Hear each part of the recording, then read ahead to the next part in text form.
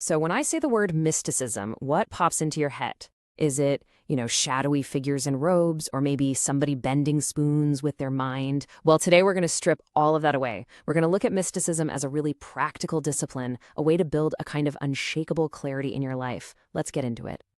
I love this quote because it just cuts right through all the noise. It completely flips the script on the idea that mystics are just, born special.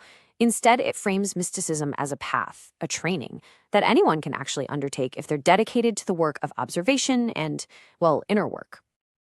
Yeah, so Hollywood loves to sell us this version of mysticism that's all about magic, miracles, and chasing some big spectacle. But the real discipline, it's so much quieter and, honestly, way more profound. It's about cultivating a real sense of presence, a stability within yourself. It's not about changing the world out there, it's about finally understanding the world in here. To make this whole journey feel a bit more grounded, let's follow a character. We'll call her Arya. Now, Arya isn't looking for supernatural powers or anything like that.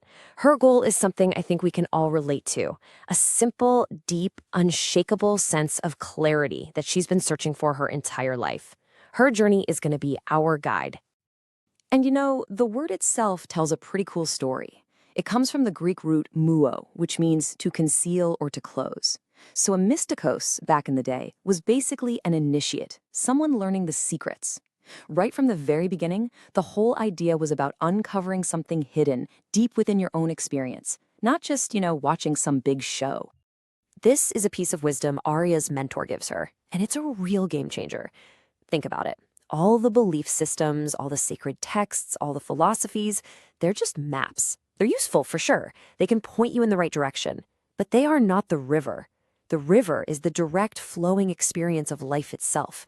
And that's what the mystic wants to learn to navigate. Okay, so if we're not just supposed to read the maps, how do we actually get into the river? Well, the first step, and this is something you see in almost every tradition, is learning to see the world directly, to perceive things before our busy minds slap a label on everything. It's all about perception before belief. And this whole practice really breaks down into 3 simple-sounding steps. First, can you notice something without labeling it? I mean, can you look at a tree and just see it without your brain screaming the word tree? Then, can you sense something, like the air on your skin, without naming it cold? And finally, can you feel an emotion rise up in you without immediately getting swept away by it? This, right here, is the foundation for everything else. And what's so amazing is that when you look across history, you see all these different cultures creating their own unique maps for this exact same river. In Persian mysticism, they talked about the light of the heart. In Indian yoga, the focus is on prana, that vital life force. In Jewish Kabbalah, it's ruach, the divine breath. See? Totally different languages, but they're all pointing to the very same fundamental experience. So, where do we go from here? Well, once you start perceiving these subtle inner currents, you need to be able to navigate them safely. You can't be in a leaky rowboat in the middle of a storm, right? You have to become a stable observer. And that is where the discipline really comes in. And when we say discipline, we're not kidding around. Take a traditional practice like the chilla. This is not a weekend wellness retreat. This is a serious, dedicated period of time, often 40 days, of intense focus, isolation, and purification. It's a structured training program for your mind, body, and spirit. This kind of training isn't just about what you do when you're sitting on a meditation cushion. It extends into every single corner of your life. It can be about what you eat, how you speak, or maybe more importantly, how you practice restraint in your speech.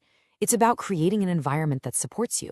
Every little choice either builds that inner stability or chips away at it. So once that stable foundation is in place, the daily practices can truly begin. And you know what? They're probably going to look pretty familiar to you. We're talking about things like simple breath awareness, paying attention to your posture, meditation and mindfulness, and journaling to reflect on it all. Nothing too exotic, right? And this is truly a shared human heritage.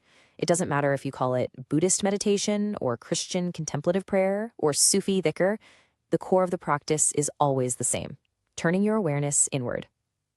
The methods might look a little different, but the goal is identical. Okay, let's just pause here for a second and really sit with this. What would it actually feel like to just watch your thoughts, all the worries, the plans, the random memories, without getting tangled up in them? to just let them drift by like clouds in the sky, with no judgment at all. Seriously, just imagine that for a moment. That is the heart of this entire practice. And this is the core insight. This is the big aha moment of the whole journey. As Arya starts to realize, all the mysteries we're searching for out there are really just a reflection of what we haven't acknowledged in here. The real journey isn't to some faraway place. It's deep into our own consciousness.